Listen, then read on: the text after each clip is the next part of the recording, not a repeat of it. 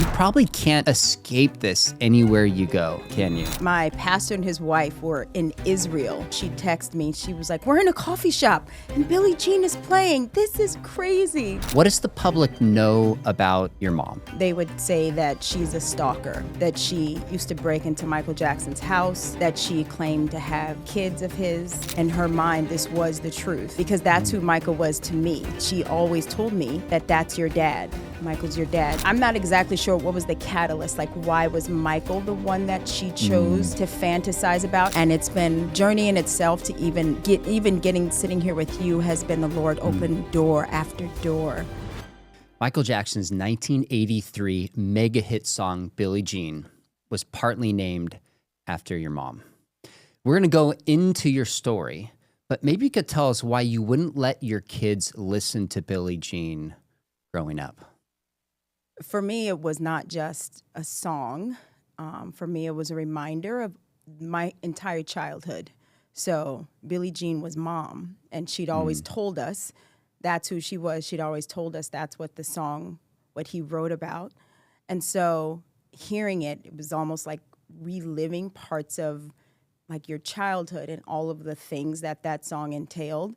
And I wasn't even ready at the time to explain it to my kids, like why this had such a weight for me and what it meant, you know, because they never met her and they didn't know all of my story. They knew bits and pieces, but they really didn't understand the full picture.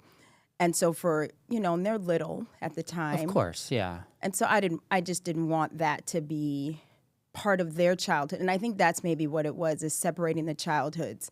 That was my childhood and that was my experience, but I don't want that to be their childhood because it can be so overshadowing, I think. And honestly, it was a lot of fear. It was a fear of opening this up, and talking about this too much. So, because we always lived like this was just something you don't talk about. Oh, wow. Okay. Now we're going to get into your story. And Billie Jean, for some people are going, wait a minute, what is the song even about? She was also referred to as Michael Jackson's Stalker, which we will get to. I remember the first time you were sharing this with me, and I was blown away about it. There's a redemptive arc to your story that's so powerful, because I think some people are thinking, why are we sharing this story on an apologetics channel? Where's this going? We will fill in some of those gaps. But we were sitting there this morning. It was you and your husband, Matt, who was one of my basketball teammates here years ago in the 90s at Biola. And I'm sitting there thinking, you know what? This song is going to come on. There was 80 songs that were on. And I'm like, it's just going to come on. You probably can't escape this anywhere you go, can you? No, it's funny. My pastor and his wife were in Israel, and I told her we had them over for dinner one night, and I told them all of my testimony, and they were in Israel, and she texted me. She was like, "We're in a coffee shop, and Billie Jean is playing. This is crazy." I was like, "Yeah, it's everywhere." So not only it happened, but she felt the need to let you know that it happened. Okay, so again, this story, all I can say is the word that comes to mind is I was flabbergasted, because I've known you and your husband back in the 90s. Maybe 2 years ago, we were sitting down, you're sharing this with me, and I'm like, wait a minute, what is happening? But before we get to it, tell us, why are you sharing your story now? Well, like I said, there was a fear of always kind of letting it out. But I think the biggest thing is Mom just passed away 2 years ago. And it was almost like a release, because we didn't want this to bring light to her negatively. She already has enough, negative attention from her past. And so I didn't want to add to that or add to her own experience. And so it didn't feel right. I also, I have kids, and I'm doing life, really, doing life and doing ministry and working and traveling. And so it didn't feel like the right time. And I really didn't feel like the release to say, okay, because I told parts of my testimony in childhood and have told more over the years. but it just didn't feel like the right time until she passed away, and kind of reconciling like your whole childhood when you step back and you go, okay, I think it's time now. And so that was really I'd say 2 years ago, because I'd always thought about writing it and I'd always wanted to share more. But that's when it was like, okay, I think this is time. You felt permission to do so, just personally and relationally with the other people in your life. And we talked about this a little bit. Like, once you share the story, you can't put the genie back in the bottle or the toothpaste back in the bottle, whatever metaphor we want to use. It's out there. So you've thought a lot about your family, your life, your ministry, and felt like now is the time you want to share the story.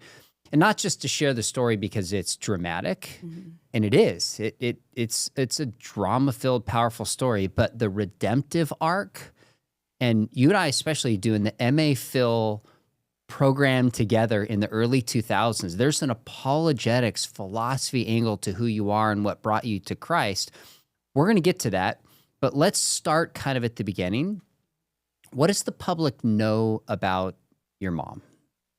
So if they were to Google her, they would say that she's a stalker, that she used to break into Michael Jackson's house, that she claimed to have kids of his, and that she sued them and sued his kids. I think she sued Blanket. I want to say like $1 billion or some mil. It was goodness. after Michael passed away that she sued them again. So the public knows her as someone that, has been his stalker and kind of probably terrorized the family a little bit, which is hard in my mind because I know her, like this little person, but so it's all negative. And they know her as someone who's mentally ill because the things that she says and the claims that she makes are so outrageous. And to make it towards Michael Jackson is just, it's outrageous. So I would say that's who people know her as. Yeah. And that's fair that they would have that. I was reading, there's an article, just the week we're recording this, and the title was there a real Billie Jean? Here's what we actually know 40 years later. So this is one of the most recognizable, rock songs of all time. Everybody knows it. My kids know it, and they're, 2 generations removed from this song. And just last week they're talking about it, and the way they describe, I'll read the way they describe it, and I want to get your reaction. There's debate about whether the song Billie Jean is really about just kind of the groupies that would follow Michael Jackson. That narrative was put out there. But then in the 1991 biography, which is called The Magic and the Madness, Randy Taraborelli, according to multiple reports, said the singer allegedly began receiving multiple letters from a woman claiming that he'd fathered a child with her 2 years before the song was released, despite the two having never met. And then it says the letters kept coming and began to take a negative toll on Jackson's mental health. Things finally reached a breaking point after the fan sent a package to his home that included a picture of her and a gun with instructions to kill himself at a certain time. This is from theroot.com. In return, she'd do the same to her and their alleged child so they could all reunite in the next lifetime together. Thankfully, the woman didn't go through with it. Jackson later found out that she'd been sent to a psychiatric ward. Now, at the bottom of this, they're like, we don't really know the events. We're not sure, but it makes the song compelling, which is a separate issue. Right. What's your reaction when you hear this just last week? Like this, just people are not going to stop talking about this. I never heard that about the gun. I didn't know that that she'd sent him anything in the mail or anything like that. But I know that she made these claims. I know that she believed these claims, and in her mind, this was the truth, because that's who Michael was to me. Like, she always told me that that's your dad. Michael's your dad. So I know that she believed them. So it's kind of, I guess it makes a little bit of sense because I knew they were always afraid of her. And so the gun thing, I wonder if that's connected to her. Could be. I mean, who knows? You know, when you're mentally ill and you have a false sense of reality. You do all types of things. And so worst thing you can do is lie to your child.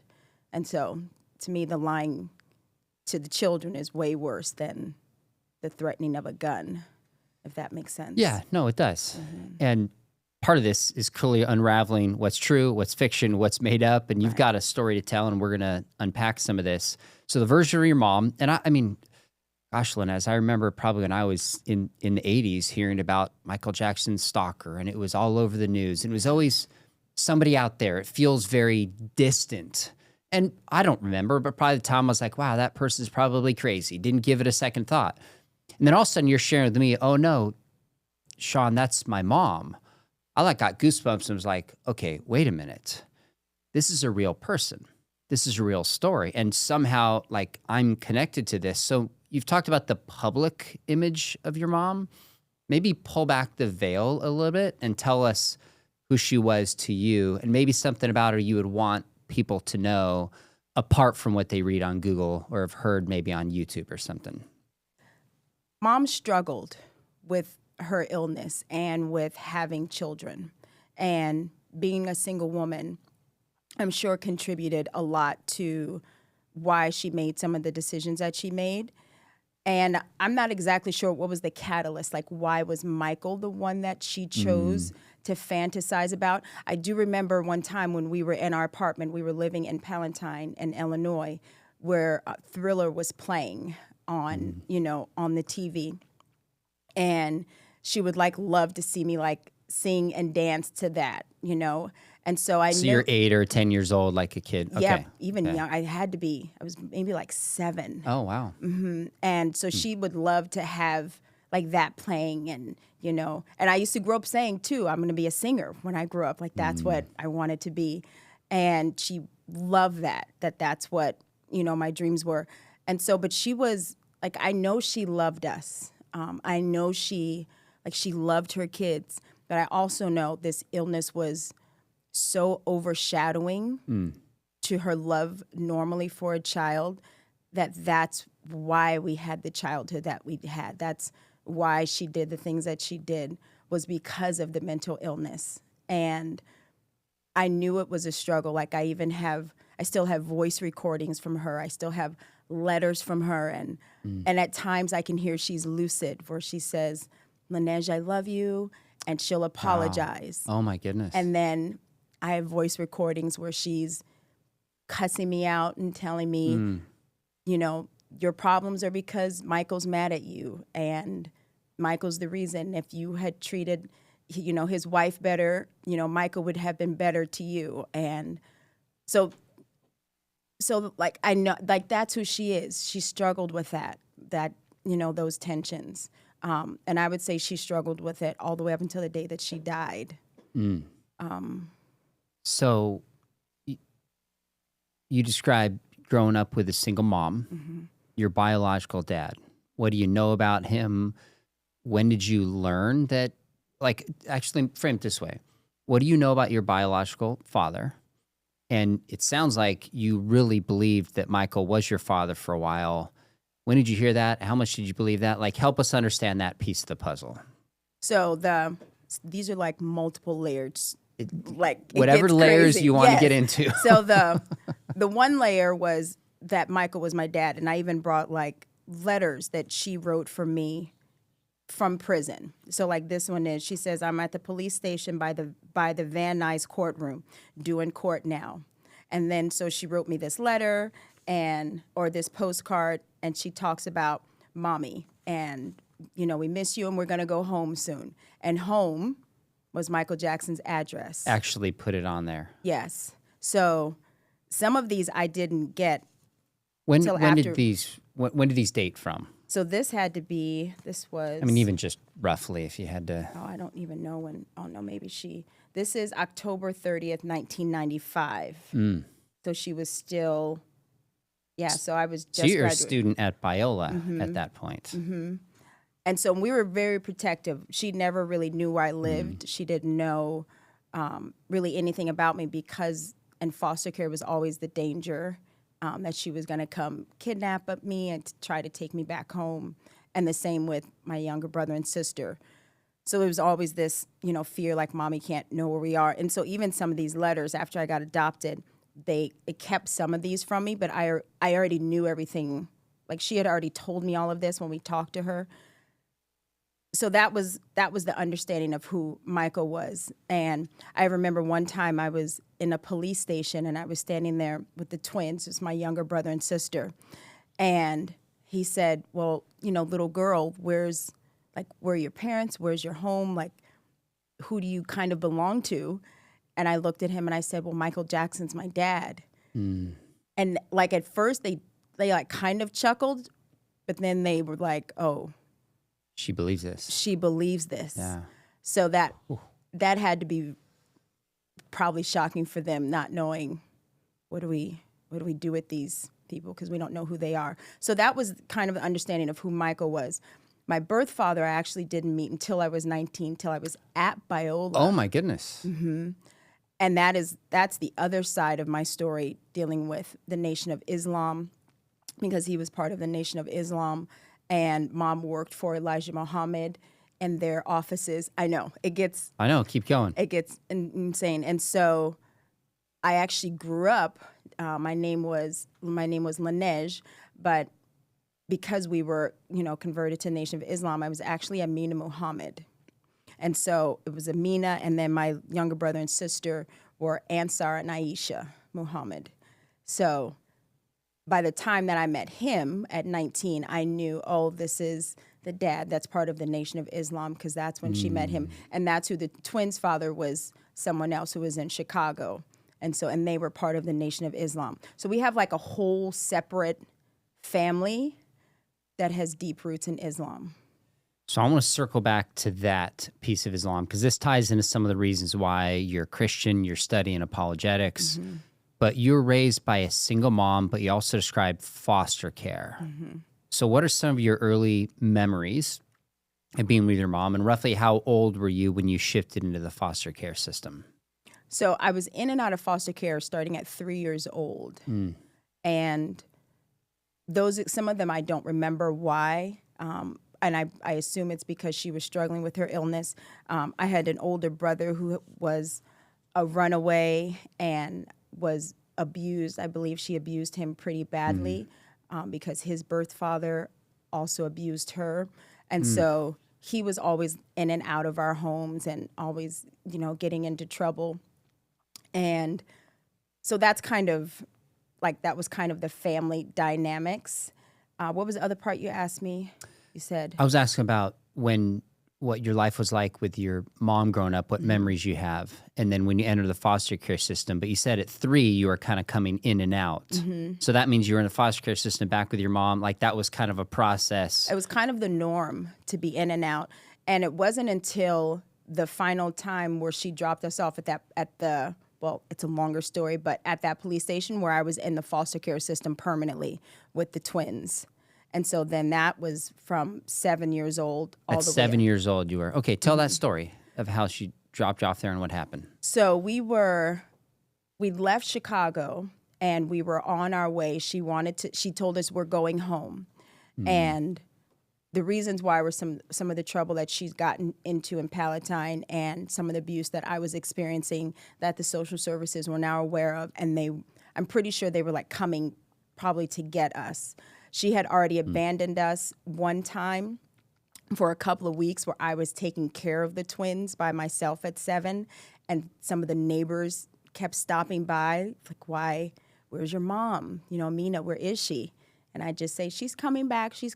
But after, week after week, she wasn't there. And so she finally did come back and she got us and she took us on Amtrak train, I'll never forget, from Illinois to California, and we had no money. And I remember sitting on the train. I think she had something like $60. I don't even know why I remember that number. But we were sitting on the train, and the conductor, looked at us, and he said, "Where are your tickets?" And she said, "We don't have any tickets." And he let us stay on the train. Amazing. And ride free all the way to Los Angeles. Wow. And so then that's when we went from the Amtrak station in Los Angeles up to Encino to Michael Jackson's house. And we lived outside, like in the dirt. the four of us. Okay, so let me make sure I'm tracking. You're on a train with $60. You, your mom, and The twins. the twins, which is a brother and a sister, and they're Yes. younger than you. Yes. They're 4 or 5. How old were No, they? they were like maybe 2. Oh, so They they're were 5 babies. years younger than Yes. you. Okay, They're so 6 years younger. 6 years younger. So you come out to California. First stop, go straight to Michael Jackson's house and start just living out there. We go to his house, and she proceeds to walk us in the gate. Oh, wow. Because for her, we're going home. And so we get, and I don't know any different. We have bags, and I had to carry one of the twins, and I carried my brother because my sister was a little chubbier. And we walk in the gate, and then all of the guards, swarm us, and they knew who she was before because she'd broken in before. And so we kind of set up camp across in front of his gate outside, waiting for him to let us come home. Okay, when you say set up camp, like help me picture that. What's funny is I remember sitting out there, honestly, what I remember is like playing with snails. Like I remember just It's funny the things we remember, isn't it? Just sitting there, like they were just like little snails, and I just remember us sitting there, and the twins were just kind of sitting on the ground, like on a blanket, and we were just waiting. And Mom kept trying to go to the gate, kept trying to talk to someone, and we just waited. And then we would get hungry, and we would go to a restaurant, and she would order, and we wouldn't have enough money. And I think they would feel sorry for us, to see this family and this lady with these kids. Oh my goodness. And people would feed us. Wow. And sometimes we would be in the booths for hours and hours just sitting there. And I know she was trying to strategize, like trying to figure out what to do. So that was a few weeks of that, of back and forth. Randomly, I think one time we went to a hotel. We didn't have any money. They kicked us back out. We went back to, sitting in front of Michael's house. And there were times, it's funny, there were times where the gate would open and someone would come out and they would give us money. And if my memory serves correctly, I do remember Michael's mom came out one time and gave money. And because remember, he's Michael Jackson, so we weren't even the only ones out there. Oh, that makes sense. I didn't even think about that. So there were like other people, trying to get a glimpse, trying to take a picture. Like dozens of people just in and out and crowds. Yeah, and like nonstop flow of just. Yeah, just randomly people around. Some of the people, knew her. And so, yeah, every now and again the gate would open. And I remember one time that I do believe his mom gave us money and one of his sisters, but I don't remember which one. All I remember thinking is she was so pretty. Like, I just don't remember which sister it was. But I do have this odd memory of someone driving out dressed up funny. Like, almost like a clown, weird thing.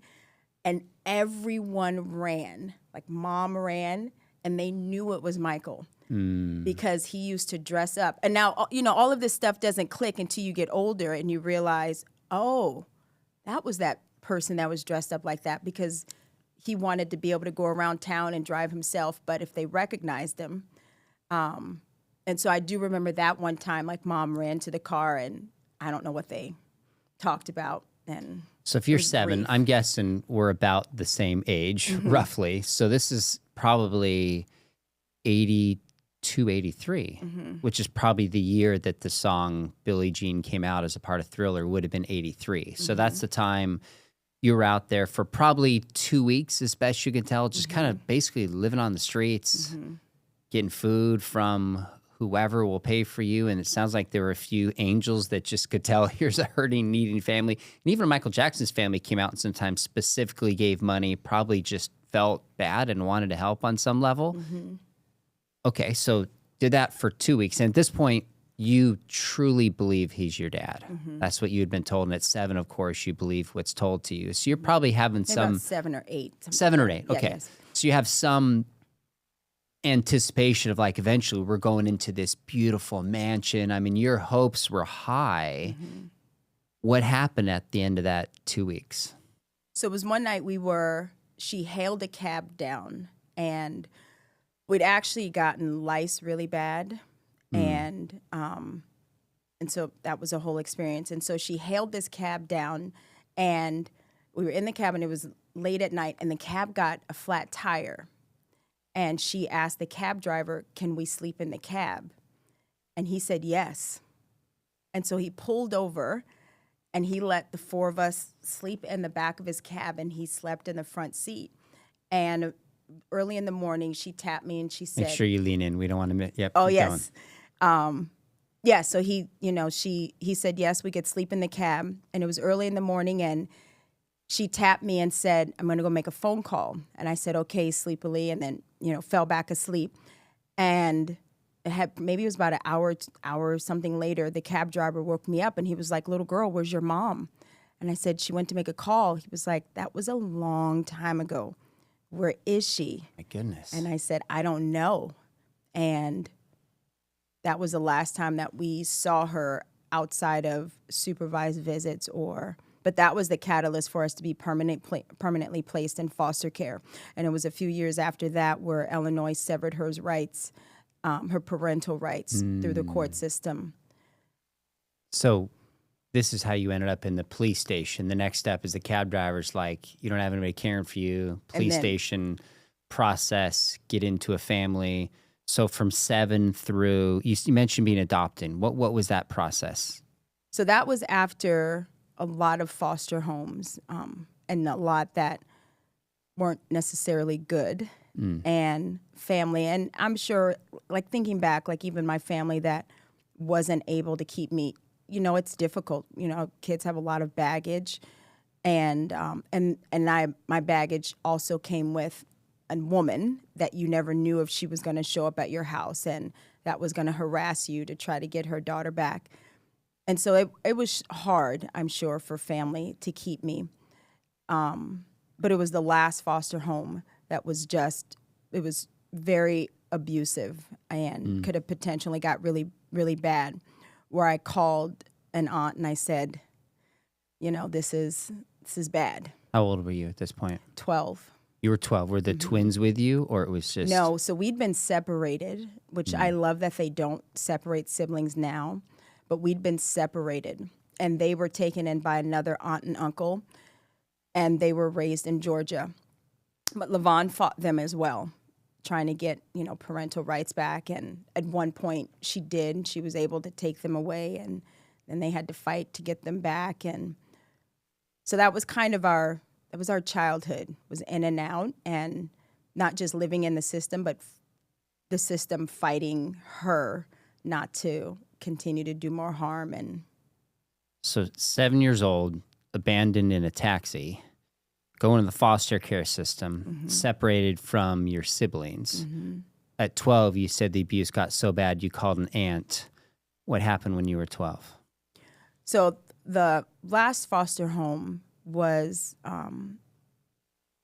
by a lady, and she had 2 children, and I believe her boyfriend that was living at the house at the time. And I actually had just found some of the letters that my aunt wrote to the social worker, Joyce Dyson. I'll never forget. You remember? Yes, our social worker for years and years.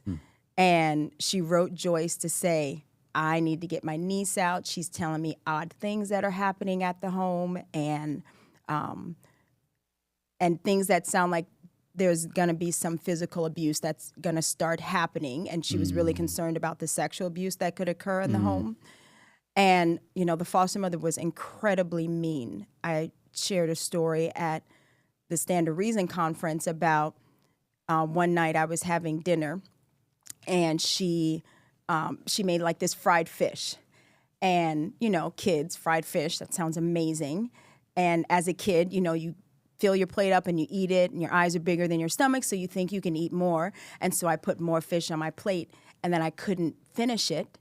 And I said, "Oh, I'm full, I can't eat anymore." And she said, "You will finish it." And so I sat there, and the fish sat on the plate, and it gets cold and soggy. And I sat there, and she was yelling and cussing and pacing back and forth. And she came and sat in front of me, and she was like, "You will eat it." And it probably had to be an hour, 2 hours, if not. And I said, "I'm not eating it." And I just sat there. And then she began to force feed the fish, and I began to gag and throw up. And then she began to force feed to throw up. And then, what happens is you begin to throw up even more. And that was kind of the final straw for me. I was like, for sure. I'm all done with this home. And so I did. I called my aunt, and I didn't tell her. I told her that this was bad, and I had been telling her some of, the things that were going on. But they really limited. They only wanted me to have phone calls with my family twice a month. And my aunt was trying to get, twice a week, and they were really fighting back for me to have any communication. And so I decided in my head, and I didn't tell my aunt this at the time, but I decided in my head after I called her, if she didn't come in 2 weeks, I was going to run away on the streets of New York. And so she was fighting. And what's amazing is when I hear what she was experiencing on the other end of how the Lord was working. And that was one of the big things that I shared was oftentimes we are in these situations and we don't see where are you, God, in the midst of this? Because I could seem like this forgotten child, this random corner in New York. No one cares about you anymore. And it could feel like the world is against you. But then when you see the Lord's perspective, how he was moving pieces on the other end from New York to California, how he was orchestrating events so that I could be rescued. And that was the other part of the story, showing how she was working. My aunt was working to get classes, because she never wasn't married, didn't have children. But they said, if you want her, you have to take foster care classes and all of this to, prepare your. And so she was like speeding through, like trying to get all of these things done and trying to make sure. Mm-hmm. And then it was at the very end of the class, and it was with Dr. Mukungu Akinyela, who was I can't remember. Easy name to remember. Listen, I don't remember what I wore yesterday, but he was one of the ones who was really intricate in helping her finish the classes and get all the training. And it was at the very end. I believe the social worker was coming, something like that, Monday. And she found out when you bring a child into your home, they have to have their own bed, own bedroom, and own bath. Mm. And she panicked because she lived in a studio on Barham in Oakwood Apartments. And she was like, I don't have a bed for her. She had the little pull-out beds. And I believe she went to her final, meeting with Mukungu and, finished the training. And they said, let's pray. We have to pray. And she came back to her house, and her house was flooded. Oh, my goodness. So she was on the bottom floor, apartment 101. The entire building flooded. The pipes broke. And her apartment is covered in feces. And she has the pictures of she's just walking in the midst of this, and she's trying to pick up things. And she says all she could say was Romans, all things work together for the good of those who love the Lord and are called according to his purpose. All things work together. And she's picking up things. And the management comes, and they're so apologetic. We're so this should never happen. And they said, we're going to move you. We're going to give you a different apartment. And sure enough, they move her upstairs to apartment 201. Well, the second floor were 2-bedroom, 2-bath apartments. Amazing. Fully furnished. Amazing. And she said she had just enough time. She went to the store and she bought, I think, a Mickey Mouse poster. She bought a little white teddy bear, which I still have to this day, to try to do little things to make it, And the social worker came that Monday morning, and she kept ringing 101, and she said, oh, no, it's apartment 201. And the social worker came in, and she was like, oh, this is great. You're good to go. This is perfect. Yes. And it was within that, all of this happened within the 2-week time frame.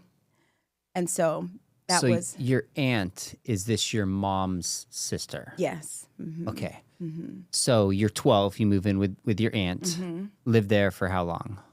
Oh, we lived in Barham maybe for about, I want to say maybe about a year or so. We moved because she didn't want me to be a part of the North Hollywood school district. Oh, okay. And so that like Barham was kind of like right on the border, so that you would have to go to school in Hollywood. So she's looking out for you again, moving. Is she the one who adopted you? She is. Okay, your aunt did. Okay, so from 12, when you move in, adopted by your aunt, who sounds like an angel, by the way, how much was your mom a part of it? Did you see her? Did you interact with her, like through, say, high school? It was more sporadic at that point. She was writing me maybe some letters every now and then. We tried to see her, so it was really when I got older, a little bit older in high school, that we would begin to go see her and see, like sometimes we go see her in the mental institutions. But as she got older, the fears, the paranoia became really evident. And so she was scared of us a lot of times. She was scared of everyone. And so she really she isolated herself a lot. And so it was during those times, which is sad, but her paranoia actually kept her safe because she wound up usually staying in one place. So we kind of knew where she was. So she wasn't as kind of, I want to say, active in stalking. It was kind of in and out at that point. When you say stalking, Michael Jackson. So this did continue even after when you were 7 and didn't see her anymore. It continued for a while. Okay. It did. I was at Biola, and my friend Amy said, she was like, "Hey, I need to talk to you." I was like, "What's up?" She was like, "Did you see TMZ?" I'm like, "No, what's on TMZ?" She's like, "Your mom's on TMZ." I was like, "Mom's on TMZ." Okay. She was like, "Do you want to see it?" I was like, "Nope." But okay. And I don't know if it was a new one. I don't know how she found out about it, but so she was in and out of always institutionalized, trying to get stable, and then kind of the urge to try to go back. But as she got older, it just physically it was too much. And so when did you find out and discover that Michael Jackson was not your dad? Who broke that to you? What was your response? Tell us that story, if you will. You know, I don't think anyone ever told me. Oh. I think there is not one conversation where anyone ever said, "You know he's not." Because I didn't know, no one knew who my dad was. We did have people, I do remember people going, "Is it possible?" And I'm like, "No, I don't think so." And I think because she was so convincing, because she was a court reporter. And so her dates, I mean, she kept meticulous records, and her story never, ever changed. We would go to mental institutions, and we would sit down with the doctors. And I will never forget, we were outside, and all of us, she was sitting there with us. And the doctor, psychiatrist leaned over, and she said, "Is it possible that this is true?" The psychiatrist said that. And we were like, "Okay, how do we?" Deep breath. "No, it's not true. No, this is." And she was like, "Are you sure?" Because everything is like matching up. So that was hard. It was hard for people and then she was so pretty. Like she didn't have the picture of what we picture as mental illness. Or a stalker, I guess, if you frame it that way. Right. Yeah. So we would visit the hospitals, and I would always say it'd have been so much easier and this sounds awful, but for us and her children, it would have been easier if she was like the drooling, all of these kind of things. Well, no, you walk in there, she's helping the nurses station, her hair is fabulous, and she's looking at me going, "Are you eating too much? You need to cut down. Are you dieting? How are you taking care of?" Her skin was meticulous. And so she didn't have that outward thing that would say, she's mentally ill, and she's articulate, and so it was difficult for people, which is why they allowed her so many court cases. She was even convincing some people there might be something to this. So you don't remember how old you were. You just kind of pieced it together and was like, oh, he's not my dad. Who is my dad? Like, how did that affect your thinking? Because you met him at 19, you said. So, like, you're going through high school, junior high. When do you roughly think you kind of figured this out? And then what did that make you think about in terms of your biological dad? I think I figured it out in the foster care, knowing that he was someone so famous, and knowing, and I knew who the twins' fathers was. I met him in Chicago, so I knew that wasn't their father. So they always knew that wasn't their father. And so... Okay, so sorry. By the way, in the song, it's referring to one of the twins. Is that right? So it says, Billie Jean is not my lover. She's just a girl who claims that I'm the one, but the kid is not my son. She says I'm the one, but the kid is not my son. If this really is Billie Jean referring to your mom, this would be your younger brother, and you knew who the biological father was. So just kind of piecing these things together is like, wait a minute, this doesn't add up. Is that right? Yes. But here's what's weird about that song is sometimes she would refer to, and she would tell us different. Sometimes it was the twins' dad. Sometimes it was my dad. And so for me, the kid is not my son. And she used to say, because you would ask her, like it says, Billie Jean is not my lover. And she would say, just like he says it's his son, she's talking about your daughter. Just like he says, it's not my lover, it's because I am his lover. She was like, that's the genius behind his play on words. So she's like crafty and smart and had a way of being persuasive. She kind of thought through it all. But at other times, I think she gave different interviews, and it was one twin and not the other twin. It was all kinds of... So that piece of the story maybe changed a little bit, but the dates and other things added up. When you talked about your aunt, it's the first time you started talking about the Lord. It's the first thing you said when the flood happened. She's just repeating Romans 8. Was she one of the key people in terms of your faith journey? And how did she become a Christian, like, you know, in terms of like your mom? Did she have any faith background? So maybe start with kind of like her journey and then how that affected you.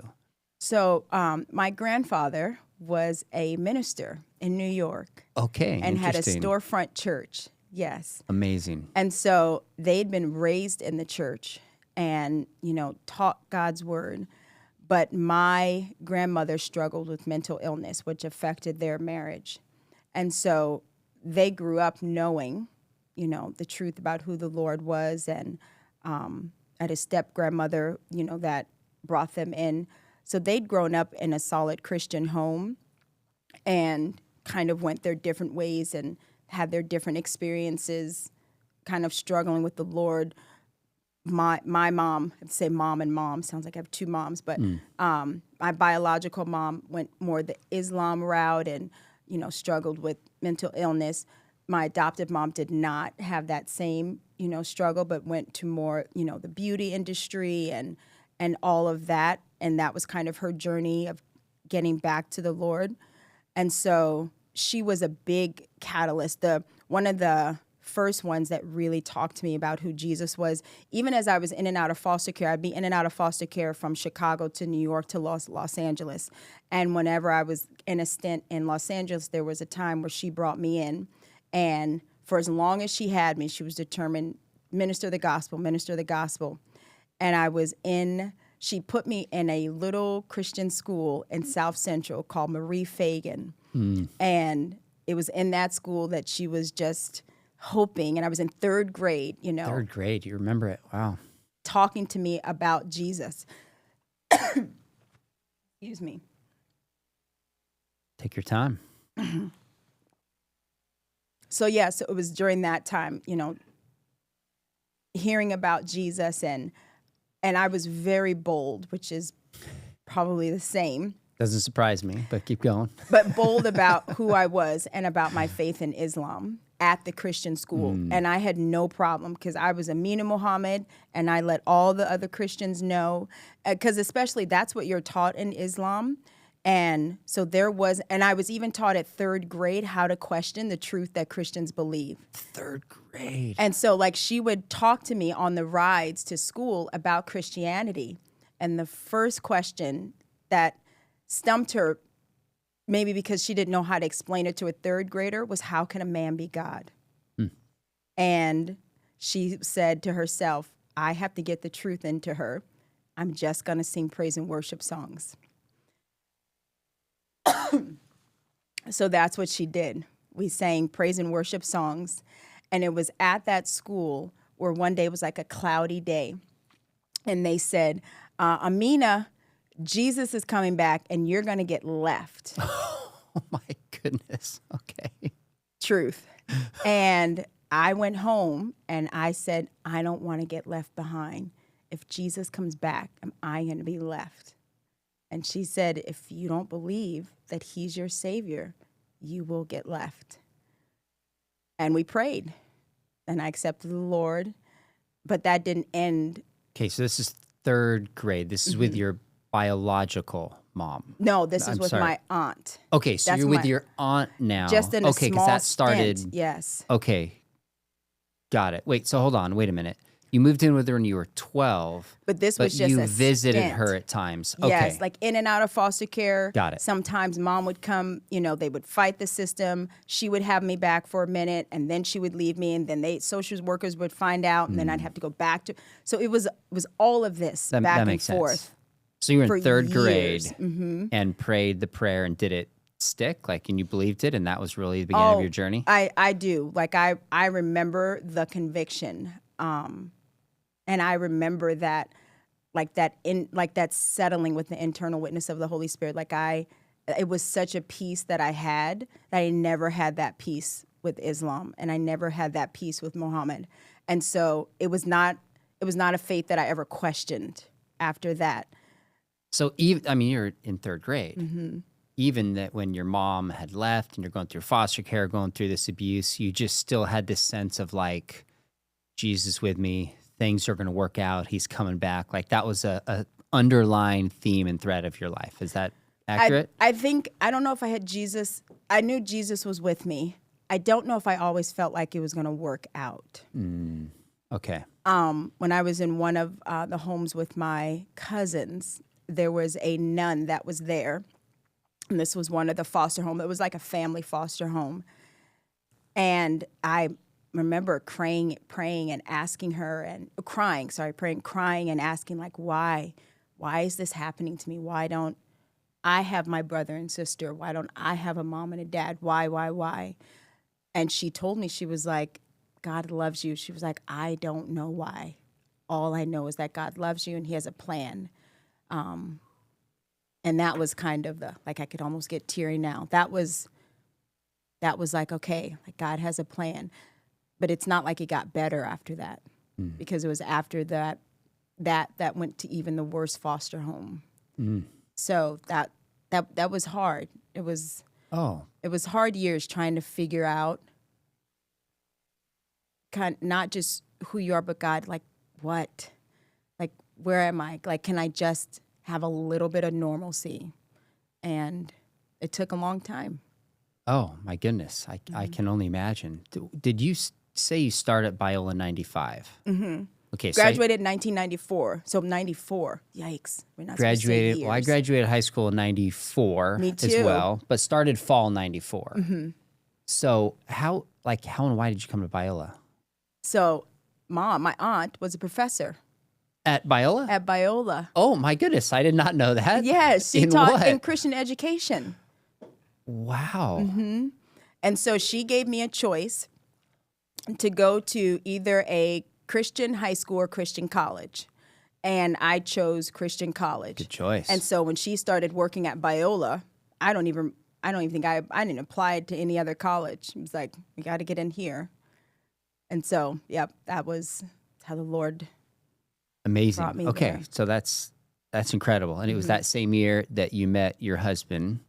We were talking before. Teammate of mine in the audience. Shout out, Matt. Okay, so fill in 95 is the same year you start and you meet your dad. So it was about, I think that was so it was at school at 94 to 95. I believe it was in 1995 when I don't remember if it was the summer of 95, but I was on campus. I have to look at some of my journals, but I was on campus, and he contacted someone in our family because the Paulus name in New York, it was not like this was ever hard to find. And he said, "Hey, I heard she's really cute. I'd love to meet her." Are you serious? So I had Wow. some feelings about that. Yeah. I was pretty angry. Oh my goodness. I was for a pretty, lot of reasons. Yes. And I told him, I wrote him a very long letter. Before you met him. So I met him first. Okay. Because he really wanted to meet. And so my parents and I, we went to Arizona to meet him, and then found out I had all of these brothers that are all Muslim and Oh my part of the goodness. nation. These are all half brothers. Yes. Okay. And that was interesting, especially the one brother who we looked so much alike, which that was it was odd to know that you had this connection. So you didn't even know these people exist, and all of a sudden you meet somebody who's roughly your age that looks like you. I can't even grasp how jarring that would be. I have no context. It was interesting, but then also meeting all of the other women that were around that knew me. And so when they saw me, they all remember all of these, women, a part of the nation. They were like, "Amina, we missed you, Amina." I was like, "My name's Laneige. Hi, nice to meet you. I'm Laneige." I'm not Amina. My name's Laneige. Really quick, and when did you choose the name Laneige to go by that instead of Aminu? I think after I got adopted, well, because in foster care, they kept going back and forth because I was born Laneige. Oh, you were? Okay. And then she changed it to Amina Mohammed. And then we went back, we went back to Laneige and then, the different last names. But Laneige that was kind of the one that that was the one that I associated maybe myself with. That's fair. most. Yeah, that makes sense. Keep going. You're meeting your dad in Arizona. When you said your parents, now is your aunt married? She did. So Okay. after she got me, she wanted to adopt me, but she'd always prayed that I would have a father because my grandpa was so great. And so she was like, "I don't want to raise this girl without a father." And in sent my dad. And you call they him got dad. married. He's I called him been dad like a even father before to they you? got married. Yes. We are like peas in a pod. Yes. Wow. Yes. Amazing. And so they are the ones that took me to Arizona, and we met them. We met my dad and my birth father and the brothers, and it was very odd. He was a little heavier set, so I was like, "Oh, that's where the fat genes come from." So thanks. So yeah, so that was odd, but it was when I got back that like the anger set in. Yeah. After I saw him and we want you to be a part of the all of this now, and I was like, "Where have you been? Like, you have no idea the life that I lived, and you've been here the whole time, and you left Mom, and you left me, and now you want a part of my life." And I was dating Garrison at the time, and we were talking, marriage eventually, and now you're saying ludicrous things like you want to walk me down the aisle. Are you? And that is not a privilege that you've earned. And sorry, but donating sperm does not give you the right. You are not my father. My father has been there. He's loved me. He's cared for me. He's spoken life into me. That's my dad, and that is the only dad that will ever be a part of that wedding day and that ceremony. But then I did, and that was really the hard part for my parents, was I described things that they never knew that I experienced in foster care, but I wanted him to know. So that was really the first time they heard some of the things and about some of the hard abuse that happened. So that was a little hard for them. And then we kind of didn't talk about it again after that. Did you ever have a thought of becoming a Muslim, or there was never even any attraction to that, even though you have all these family members that were? Was that ever even like, maybe, or just no? Maybe not an attraction. I think I wanted to know, what is it that you believe and why do you believe this? Because if this is who Jesus is, and who is Jesus to you, and why do you believe that Muhammad is his prophet and that Jesus is just a prophet and that Jesus is not God? And then how does that reconcile us between God and man? And how do you, and so there were like these questions. You had those conversations with your dad and your family. I asked them stuff, but they didn't, they didn't really have these answers. And that wasn't something they wanted to talk about. They just wanted me to come back. They wanted me to come back to the nation. And I was like, they're absolutely not. Like, that wasn't even a thought because I knew it wasn't true. And probably has been like this desire to know truth and to understand what I believe and why I believe it has always been a part of me. And I think it really stems, from Mom and struggling with who Billie is. And Billie is not the truth about who you are, but yet this is the lie that has carried your whole life.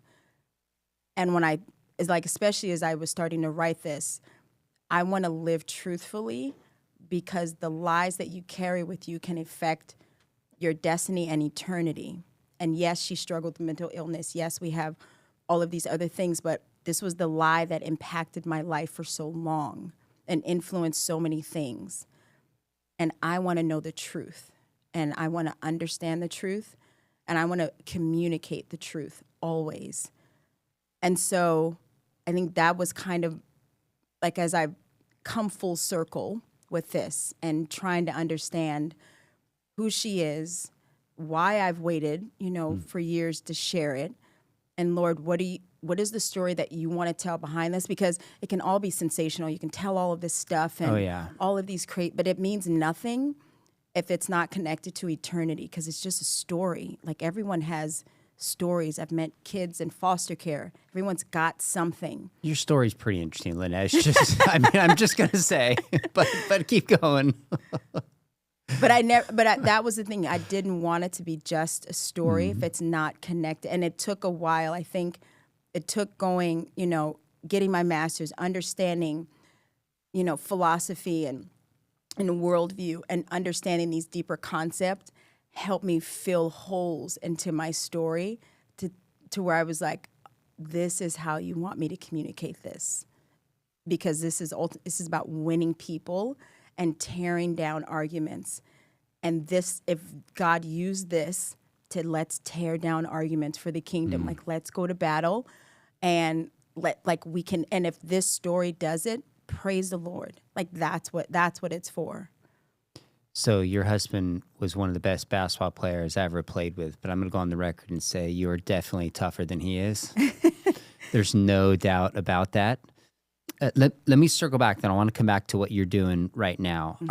So in the song, it says, Billie Jean is not my lover, she's just a girl. Now, if I listen to this, I'm like, wait a minute, you're talking about my mom, she's not just a girl. Like, that would make me upset. If I flip around and I go from where Michael was and the accusations, and apparently it affected his mental health and the concern, I could understand why he's wanting to do everything to distance from this narrative for his life and his health and his music and everything. Do you have any animosity towards the Jackson family or towards him? Or what's your perspective of them now that you're on the other side of this, sharing your story? Not an inkling. They didn't have anything. They didn't contribute to her illness. They weren't the reason for her delusion. And they are just kind of the recipients of, the consequences of what she chose. And so I don't feel, I honestly, I don't feel anything kind of towards them. To me, they're just people that something happened to them, and he used that and helped him in his career. Like, we all use things and we all have experiences that help determine our everyday life or that influence our behavior, or and so there's no anger on my end, and no, like, they don't owe us anything. It's just that's what happened to him. And honestly, a part of me makes me sad.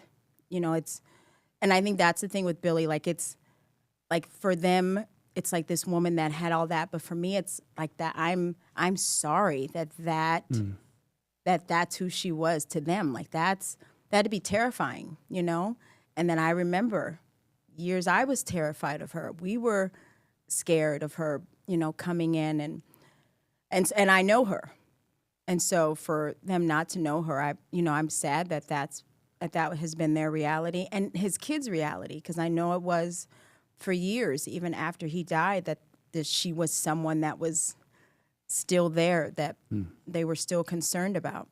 And so that's super gracious, and that makes sense. I think the first time we were talking about this, your mom was, so let me take a step back. Michael Jackson, I think, died in 2009, 17 plus years ago. Your mom died 2 years ago, so around 2024. Is that right? I think when we first talked, she was still alive. I think when you first shared the story with me, maybe, if I remember correctly. Were you able to have some final moments with her? What was that like kind of at the end when she passed? Were you still in a relationship with her? Had things come full circle, or was it just kind of a painful end? It was a pretty painful end, because she died in a home. And lean up in here. We want to get this. Yes. It was a pretty painful end, because she died in a home, and she wanted us to take her out. She didn't want to be there.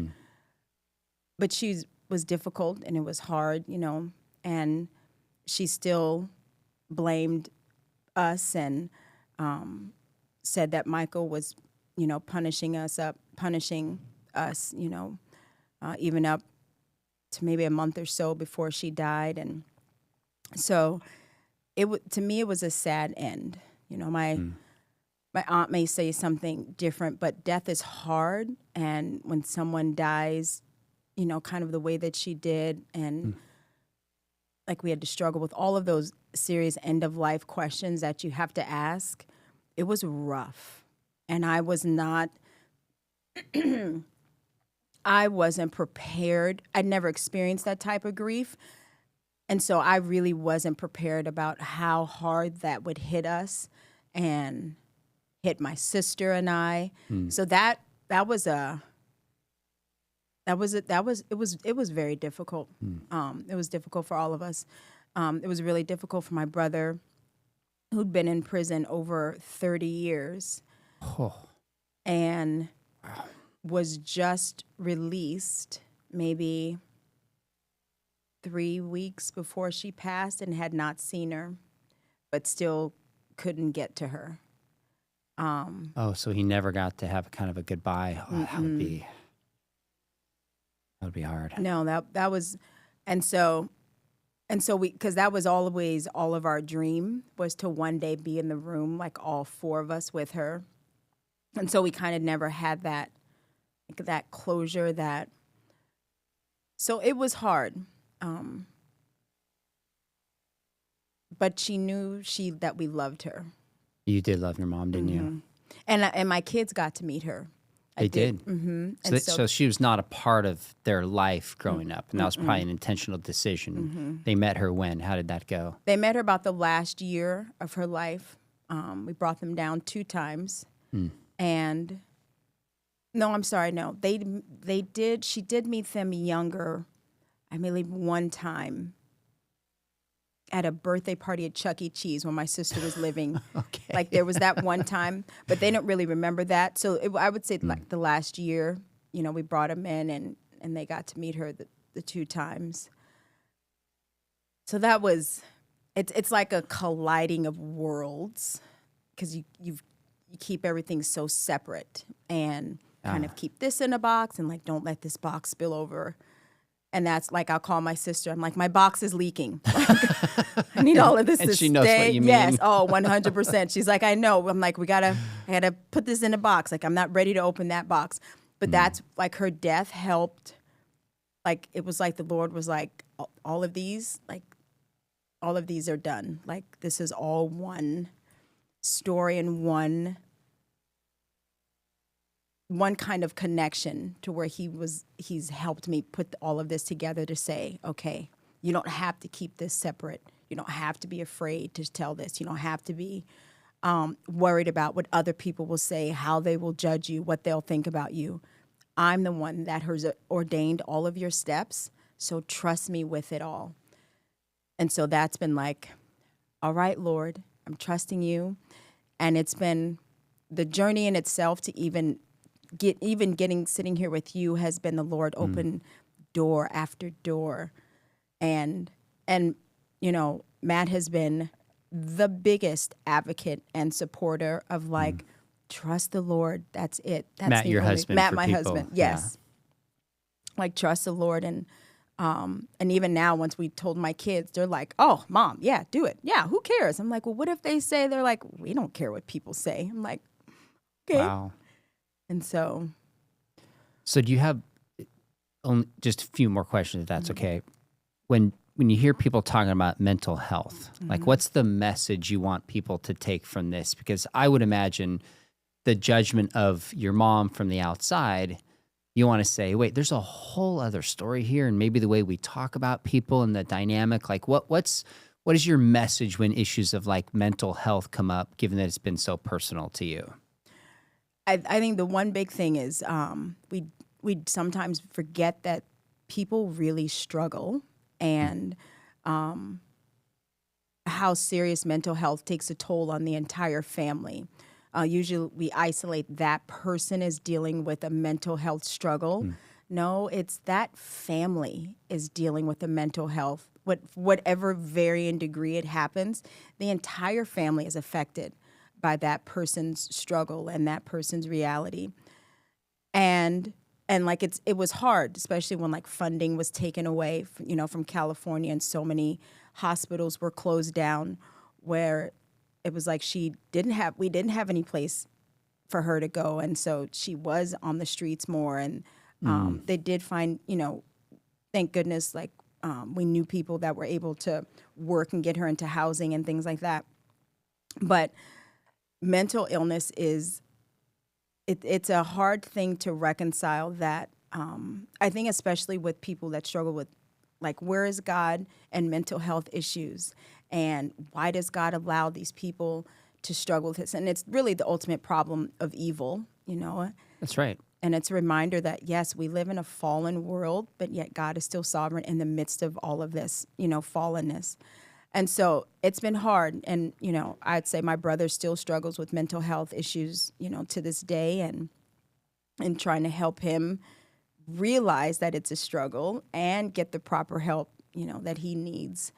So that's probably the biggest thing with mental health. But also, the biggest thing also is, even if you have these struggles, or even if you have experience abuse, and if you experience all of this tragedies in your life, that's not an excuse to walk away from God. Amen. And I don't ever want my experiences or my pain or the existence of evil does not mean God doesn't exist. And so we still have a responsibility about the way that we live and respond to the gospel in spite of all of this. I was just telling someone a few years ago, I was like, I hate the saying that children are resilient. Children are not resilient. Children carry all of these things with them, and the experiences from the past and their pain. So the question is not about resiliency. The question is about healing and allowing God to heal you and allowing yourself to understand the eternal perspective. That's the way that we move forward, not acting like it doesn't exist, or, just saying, oh, they'll bounce back from it. Because that's not reality. And I don't know why adults say that, because they know that's not reality. I think we say it to justify what we want to do. That's what a lot of the divorce revolution was pushed through was, oh, it's best for kids. They're resilient. They'll be fine. Yes. Because that's what adults want. Yep. It's an excuse, not a reality. Yes. I think 99% of the time. Tell us what you're doing now. So did you graduate 03 from the MA Phil program, or what year did you finish? Oh gosh, Sean, now you're asking years. Sorry, I'm not trying. Yes. No, we're going Roughly early 2000s. We'll leave it at we'll that. go with that. Because I was there 2000 to 2003. And I remember we overlapped. And that was life-changing for me. My wife can attest to that. I've gone on and, well, people here know what I've done. But tell us, what was your undergrad degree in at Biola? Okay. Theater. Oh, okay. I did- missed that memo. Yes. I did theater and communications and then the Bible minor. And so that was the plan, still going into the industry. Okay. And so I was acting and auditioning. And so that's what I was going to do when I graduated. And I, being a struggling actress, was very, difficult. And I could go on and on because there's a whole nother path about how God led me. We'll do part 2. Yes, to the philosophy program. But that was literally life-changing for me. I was like, yep, got it. Because that was actually my second seminary. Because I left. You mean the experience, the MA Phil program was life-changing? Because it was for me too. And I mean in terms of my confidence, my vision, my focus. I was like, wow, this is defensible. I understand why. Sounds like that was similar to you. So you've done what since? Or tell us more what you're doing now. There's a journey going overseas and Matt's playing basketball. Yes, we don't all have to get into any of that stuff, but tell us what you're doing now. So now I'm a chaplain at our school, a private Christian school, and I teach a worldview class, which is designed to, it's a curriculum that I wrote and using part of Frank Pastore's curriculum with Gina, and they've allowed me to use that, and we've gotten accredited through Colorado Christian. Oh, that's great. So it's wonderful because they can take that class, and the goal is to help them defend the existence of God without quoting a scripture. And so that's what so I tell them, all right, you've got all my years of seminary. I've got 1 year to give it to you. And I'm like, let's start logic. And so we go I love it. hardcore for a year. And I do, speaking. I did the Stand to Reason, and I'm part of the Desert Apologetics Board in the desert, and, teaching at churches and chauffeuring my boys around to football, basketball, baseball, soccer. And probably something else we missed in that one that they're up to. Yes. Okay, so you also taught a junior college class for a while. So public junior college, worldview, philosophy, just engaging. So you've been kind of doing this apologetics philosophy thing for a while.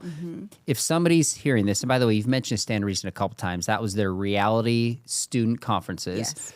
I think I kicked it off Friday night, and I think you closed it Saturday night for that season, maybe 2-3 years ago now.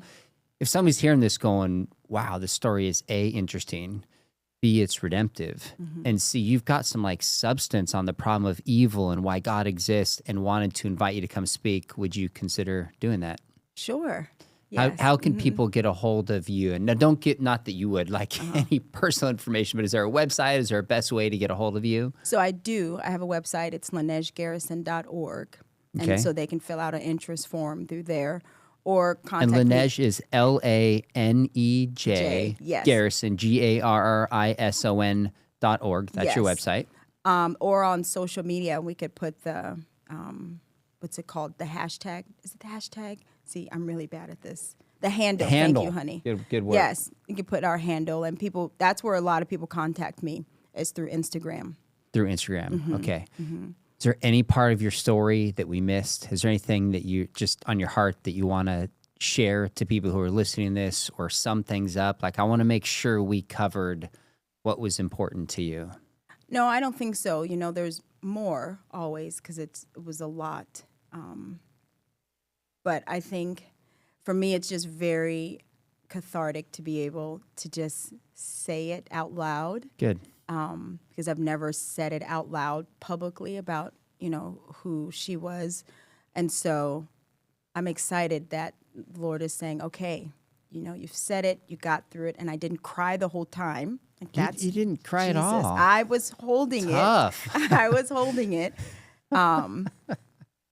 but I think I'm appreciative that you have allowed me to share this and to just hear that she was a person too, that had a struggle. She wasn't just, this woman that was out there. She had a personal mental struggle, and that's why, she stalked him. And so I think that kind of sensitivity, I hope, helps people see her a little bit differently. So really your takeaway hope seems to me a few things. Number one, people would see the underlying faith component, that God is good and God is real and brings peace even through about as broken of a circumstance as somebody can come through. That seems to be A.